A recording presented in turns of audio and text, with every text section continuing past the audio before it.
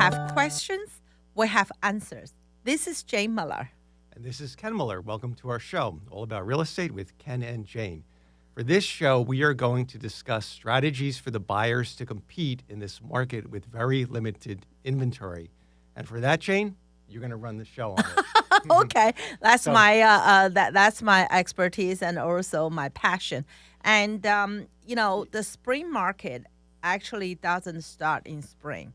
That's a lot of time that people misunderstand the spring market. Now it's only first week in March. Why you talk about that? Normally people think it's April when the weather is nice, the flower is blooming.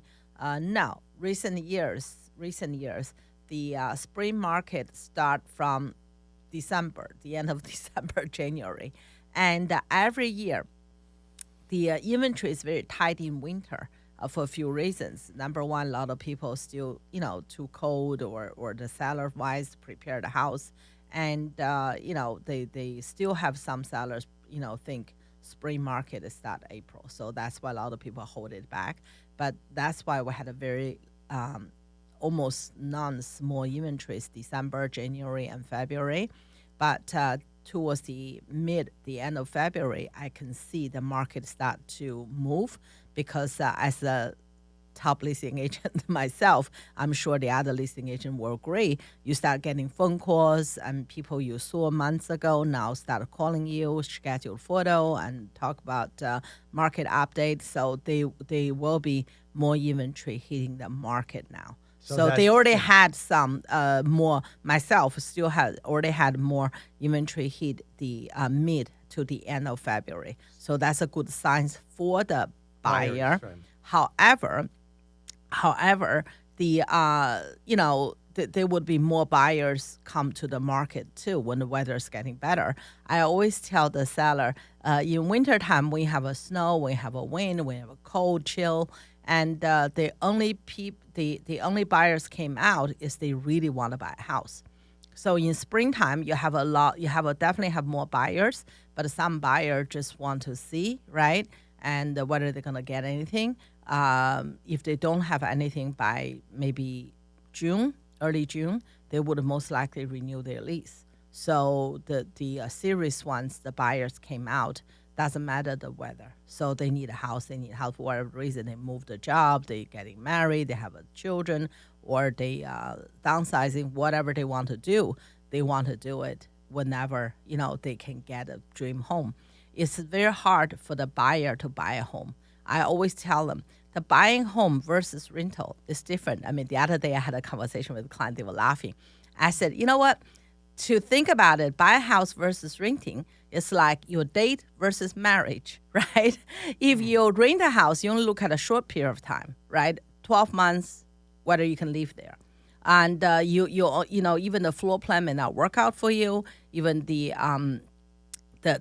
location is not perfect, but you can live with a year, so you can figure it out. Like you're dating, you see what is suitable, right? If I'm sad, a person can make me laugh, even though there's no long term. Why not? Right? Yeah, rental you enjoy. You might spoil yourself and say, you know what, this is impractical for me to live in Hoboken or Jersey City my whole life but you want to have, if you're young, for example, you want to experience the nightlife, and you might you might choose one of those places for rent, for the time, but it's a short term. Yep. And just like the same analogy with buying a home. Yeah, but buying a home is a long term. You're married to the home. You consider more variables. You consider the schools, for long term, resale for value, the long term, appreciation. Yeah, I mean, a lot of time, right? In my past experience, sometimes a young couple, they just get engaged or married. They will buy a condo or townhouse, or a small single family.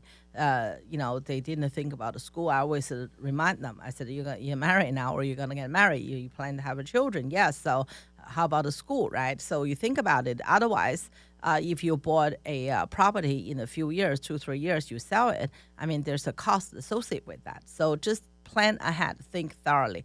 But anyway, Ken, today's purpose is about how to help the buyer to be competitive to win in this market, right? So with that having been said, that you are seeing you are seeing with the spring market an increase in the number of the amount of inventory, but it's still historically on the low side. Low side, even though yes. you're getting that bump in the end from of February. Yeah. You're seeing personally, you're experiencing it. Yeah. And I think the open market overall. Market have a for few list more, agents, you're getting a few more. So there is more inventory. But like you said, there's more buyers that are coming out of the woodwork to go into the market. Yes, so, that's correct. So the questions we want to tackle basically, what are the effective strategies the buyers can do? How do they win? Yes. After losing so many, with the bidding wars and with Yep. everything else, what effective strategies can a buyer implement to help them succeed in this market? Yes. The purpose of this show, we just want to prepare the buyer mentally, right? And get it ready. So first of all, I think a lot of things we talk about here, you will say, is common sense. Why bother to listen to the show, right? A lot of time, even this common sense is happen again and again. Is people don't act, according to common sense. They just, first of all, very, very important. First of all, still a lot of buyer looking for a home without pre-approval. I cannot believe it. But you got to know your budget. You have to be ready. You're not going to go to the battleground without bringing your gun with you or your weapon with you, right? So any home, when you want to make an offer, you have to have a pre-approval accompany your offer, right? So the seller knows you can afford a home. So it's very extremely important. Talk to a lender or talk to a real estate agent before you start the search. You have to know what we have. Right, how much we can afford. Ken, you and I are very conservative. That's why we're married. So we're very conservative. I'm not saying if you qualify to buy, mortgage, you go max, but you know what you can, right? And secondly, you will set up the strategy like if the house is perfect, how much maximum I would extend myself. Also, if the house needs work, what I can do with the budget. So you would have a good idea once you talk to the lender, because sometimes you think you qualified. The lender calculate differently. For example, the income, right? If you own your own business, right? They calculate a different way. And if you work for a job, even your W-2, sometimes the overtime may not count 100%. It's really all depends variables. You better talk to your lender. That's a number. Your credit score also factored. Your credit score factored as well into your interest rate. That's right. So interest rate and what program you are qualified, and also for the special program like the police officer, teachers, and the doctors, they have a special programs that may help you to get ahead. And they have a lot of programs out there. So I would suggest the buyers, right, before anything, talk to a lender. You can talk to the bank you bank. At the end of the day, you don't have to worry about the interest rate they offer you. Why I say that? Because that's too early. Once you have a contract, and then you can shop the rate later. But at least you want to know you're qualified, how much you qualified, right? That's the thing. Is interest rate is later. But also to help the buyers, I think it's important that they have a general idea what the interest rate is, so they can figure out the monthly payment. Because besides knowing what you're qualified for, you should also realize you should put it into a monthly payment, how much a month it's going to cost you to, in terms whether you're mortgage, comfortable with that in number. terms of principal, interest, real estate taxes, and homeowners insurance, and whether you're comfortable with that number, because you may say, even though I qualify to borrow $500,000, the monthly payment is going to be sounds too much, and I want to allocate more money for travel, leisure, other. So you have to other things. You have the balance. So I think it's good to have a general idea. You can kind of calculate based on the current interest rates roughly what it's going to be, or have your lender run the table, and so you know what you're. You're absolutely right, Ken. So many times, right, the buyer got qualified and everything. Later, when they made the bid, they won the bid. When they talk to the loan officer again, get a monthly, they say, "Oh my God, I'm not comfortable to pay $5,000 a month." But you qualified, but they're not comfortable. But at the end of the day, you waste your time, you waste everybody's time. And it's really, should just do your homework first. So knowing what you're qualified and how much, comfortable, how much monthly payment you're comfortable with. And the monthly payment will have the loan amount, interest associated with it, and also the property tax, and sometimes include, if escrow, escrow and association fee if you're in the community. So that's all part of the cost. Yes. Yeah. Yes. And one good thing, while we're talking about loans, one good thing about residential loans, unlike commercial loans, is that there's no prepayment penalties. So if you're in a 30-year or 25-year mortgage, if you decide after 10 or 15 years or whatever you want to pay that loan off, you can always get a payoff statement and pay it off without penalty. Yeah, So and also, another thing is not every lender available. I remember a long time ago when I was a bank manager, I used to suggest my client, instead of pay monthly, you pay fortnightly, because a lot of people get paid fortnightly. So if you do that and by monthly, and you will cut down the years of pay down the loan. You don't have to change the amount. Just instead of pay once a month, you pay twice a month. So that would help too. But not every lender offer that. So that you have to talk to the lender. All right, that sounds good, Jane. We're going to take a quick break, and we'll be right back after these messages. Okay, welcome back to our show. So in the first part, we covered getting your loan pre-qualification letter, so you know how much you can borrow, and also understanding your monthly payments, so you know if you're comfortable with paying that monthly amount for the principal, interest, taxes, and homeowners insurance. So another useful thing that's highly recommended is getting your real estate attorney lined up, right, Jane? Yeah, because a lot of time, right? People said, well, why need an attorney? I don't even know I get a house yet. But, the purpose for you to do this to get a house. So if you do get a house, you need an attorney. How many times we did a final and best attorney review, but the buyer take a day or two to get an attorney. So that's, first of all, it doesn't shine good light, and you're not prepared. Secondly, if you delayed in the meantime, because the seller agent have to let the other agent know, unfortunately, they didn't get a house. Some other buyers may add up their game and then come back with a much stronger. So if you take your 2-3 days, find a lawyer, the seller may decide to cancel go with another buyer. So that's why to get your lawyer. Plus, it's no cost to inquire a lawyer. So you can call a few, interview them to see which one you like the most, and then just be ready.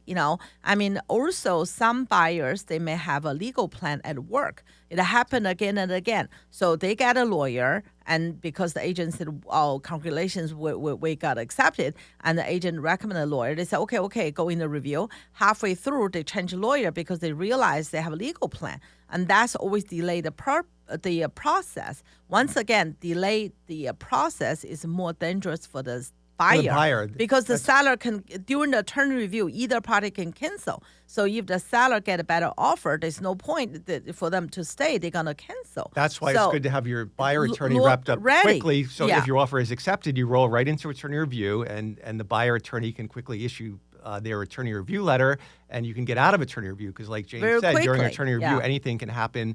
And it's to the advantage of the seller that the attorney review take longer, because they can entertain other offers, and you have a risk of getting booted out if the seller accepts a better offer during that term. Yeah. And also when you had a time at the beginning, you can interview the attorney, say how quickly they get back to you. Say, for example, if you call attorney, take them 2 days to get back to you. Before you hire them, can you imagine after you hire them, right? So you have to really to see who is more effective. Some attorneys work faster than the other. Some just like old school, they only work Monday to Friday, 9 to 5, and a lot of time the lawyer not available, they on the court, so on and so forth. You have to balance that, right? And you have to see what works for you. So, but to get an attorney ready, first it show good sign you're prepared, so the seller knows you're ready to go. Secondly, is to protect your own interest once you're in the attorney review. As you said, Ken, the sooner you got up the review, conclude the review, the better for you, because during the review, either seller and the buyer can cancel the contract without any reason. They don't need a reason to cancel. It's a contract, but it's not a binding contract. That's very important. These two things you have to do, in my opinion, I would highly recommend to do these two before you even start seeing the home, okay? So I highly recommend that, to get a loan ready, to hire an attorney, to talk to attorney. Now, it's the fun part. Now comes fun part. Now, the bidding wars, right? The bidding wars. So when its bidding war is not as strong as used to be, but still bidding war if it's a very popular homes, right? When you search a home, when you like a house, right, you have to do your research and ask your agent to help you to know what most likely the value for the home. So based on that, you can really to make your offer. Why I say that, Ken? Because sometimes the seller, the buyer will ask me, what should I do? Should I give an offer less than asking? What's the percentage? Or at asking or above? What's the percentage? There's no such thing a percentage. It really depends how much the seller agent ask. For example, if this house, I think they're gonna price for 800, for example, right? If the seller asks 750, so in order for you to win, you have to make much more than 750 because the other buyer would have bid higher, right? But the same thing if just to interrupt for a second, Jane, because the listeners may have a question. They'd say, well, thinking from what you said, if the house is worth $800,000, then why would the list agent recommend that it be listed only at $750,000? I gave you an example, right? They want to purposefully list it lower, so they create a bidding war to get it at or above the market value. There's possibly two reasons. Number one, just as you said, Ken, sometimes they want to list lower to beat up the market, to beat it up, attract more people. Second possibility is sometimes some seller very conservative. I had one seller right last year, and they're conservative, meaning that they're happy. They're more than content getting, if the house is worth $800,000, they're more than happy getting $750,000 as long as they have a smooth closing, like we covered in other shows. Yes. It's not always the final number that's the most important factor. Although the money is important, it could be the smoothness, the quickness of the closing, the no hassle, the not nagging on the home inspection, and every nitpicking. So there's a lot of factors that go into it. The flexibility of the buyer with accommodating the seller's closing date. That's correct. And also, some sellers have no idea how much the house worth. They've been living there for 20, 30 years. And the market went up so much, they don't know. Just like, you may have a piece of furniture or jewelry hand down from your grandparents. For you, it's just old piece of jewelry or furniture. If you ask an expert, they can tell you worth 10, 20, 100,000, right? You say, wow, really? So that's kind of could be, another angle of what you said, right? I had an owner, they owned a house about 20, 25 years. They bought a house only for 100 something. They did upgrade, obviously. They did, a lot of things. They had new kitchen, new roof, new window, whatnot. So they called me, asked me how much the house worth. So I told them, I said, I think your house worth 800. They were shocked. And then they said, Jane, we already decided to hire you. So you don't have to tell us the number so high, right? You were hired. Tell us the truth. I said, I'm always telling the truth, regardless you like it or not. It's 800. And I suggested $799. So the owner disagreed. The owner think the house was 700. So I said, no, you can't leave 700 because that's going to mix up the market. And, at the end of the day, if you ask 7, at the end, the buyer have to pay over 8. That's too big of a price difference, right? You'll have a lot of heartbroken buyers there. You have to least pretty much close to what you think the value is. So after negotiate with my client, and they said they want to meet me halfway. So they want 7, I want 8, so we settle 750. So we leased the house 750, put on the market. We didn't have any offer less than 8. So they were shocked. Yeah. The minimum offer, we got 800, 800, 800, 810, 805, 810, 815, 820. Maximum, we got 825.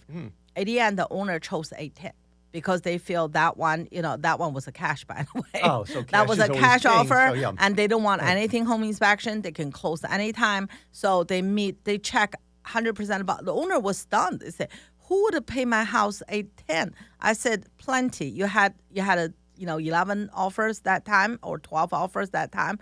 I said, all of them believe your house worth 8. They say, "Oh, you're good." And that validated your estimate. Yeah, that's the owner said. 800,000. Yeah, the owner said you're good. I said, "Well, thank you. That's why I'm hired, right?" That's why you've been doing. Yeah. Yeah. Okay. So that's why, in that case, right? If you are the buyer, you said, "Well, I already give them 8, but it may not be enough." You said, "Well, they are 750. I give them 800. What's wrong with the seller?" It's not what's wrong with the seller.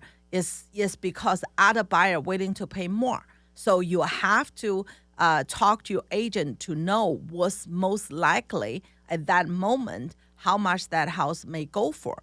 Secondly, right, and just to add one thing to that, it's not necessarily that every house. It's not like the COVID era where almost every house there was bidding wars. Only the particular houses are having the bidding wars. Yes. So I don't want the buyers to get discouraged and think that every home is going to have multiple offers and bidding wars over the asking price. You may have multiple offers, but it doesn't necessarily mean they're all going to be at or above the asking price. It's only particular homes that have certain characteristics. I have another story which is opposite this one. We have a home. I told owner how much I think the house worth. I said that the owner, I think the house worth round about $825 to $850.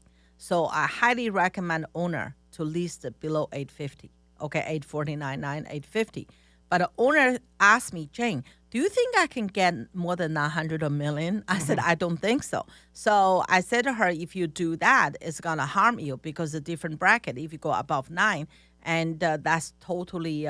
100,000 is a big price gap. So you are basically approaching the wrong crowd here. So after my strong comments and advice, finally they decided to list $899.9, and we put on the market. There was no offer, and then she said, "Why? We 3-4 weeks." I said, "Because you asked, too high." So after that, we dropped it a little bit, dropped to $875. Immediately, we had an offer. Okay, so a lot of time, right? I mean, in this case, we didn't get 900. So, like you said, Ken, we not want to send out wrong signal there. Some house may not get full asking. It really depends how much the seller want. Like in this case, I said the seller, you should list the $850, $849.9. And then we may beat it up a little, but I don't know. That depends on the market. But the seller disagree. They list $50,000 more. So in that case, the buyer didn't have to pay full asking, because that's the seller number. I said to the seller, it's nothing wrong with your number. It's the market. The buyer may not ready to hear that. They think it's worth less. So that's what it is. So it's not every house overbidding. There's not every house get full asking. So it's case by case. But for you to prepare you, and regardless you bid over and under and how much, there's a few things, strategies I would like to bring your attention. As Ken mentioned earlier, number one, besides the price, the conditions are very important to the sellers. Number one is the appraisal. Okay, right. A lot of time, right? If you and your agent believe you're definitely gonna appraise, sometimes if you say I waive the appraisal, give a seller more. Waive the appraisal contingency. Once again, the waive the appraisal contingency doesn't mean you waive the appraisal. I explain to seller more every single time. They waive the appraisal. The buyer cannot waive the appraisal because that's subject to lender. Lender can decide to offer you waive the appraisal. But in most cases, when you waive the appraisal, it's waive the appraisal contingency. What that means is, regardless how much the bank say your house worth, and the buyer have the ability to make up the difference and to buy it. So that's very important. And then it's very important that the buyer's attorney and the buyer's agent make sure that the buyer has sufficient funds to besides cover the that. down payment to also cover if it underappraises, because the lender will reduce the loan amount accordingly. Yeah. And then the buyer will have to come up with the difference. So that's very important. Sometimes if you have a 20% down, when the appraisal go low, you may become a 10, 15, 12% down, you just have to PMI. But once again, have that conversation with your lender, with your loan officer. That's very important before you get into the offering stage, so you're prepared. Right, and we're almost out of time, but one more thing. What's your comment on, what about escalation clauses? Yeah, escalation clauses sometimes, right? I mean, I know a lot of agents like to use it. Personally, I don't, because, in a very competitive market, if you start low, the escalation clause may not help you. Say, for example, if you say I start 700, escalation to 8. So, everybody offers 780, 790. So the owner said, why, you want to offer a 7 and later on up to 8. If you use that clause, the best thing to do is you have to give, pretty much asking or more, and then escalate to the maximum. Or in other words, there should not be a large gap between the minimum price put down and then the gap between that and how high the buyer is willing to go. Because if, like you said, if it's 700,000, but you're willing to go up to match anybody that's 805 or so, they would say that it's going to leave a bad taste in the seller's mouth, thinking that wow, your escalation spread is 105,000 over what you minimally bid. So they're going to think they're not really as serious, and they're going to. They're going to lose confidence in the buyer to really go through with that promise. Another important thing is be flexible with the closing date. If the owner needs to a new construction or have something, if you can offer that, you ask your agent to call the listing agent.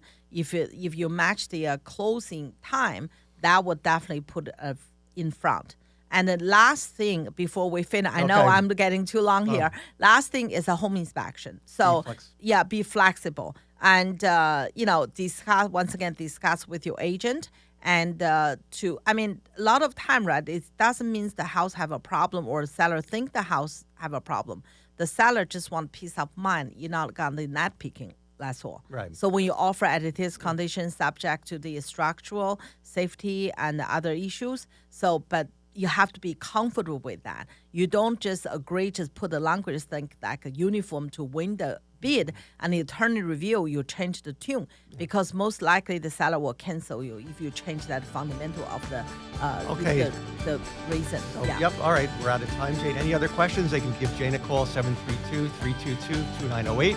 Thanks, everyone. We'll see you next week. Have a good one. Thank you.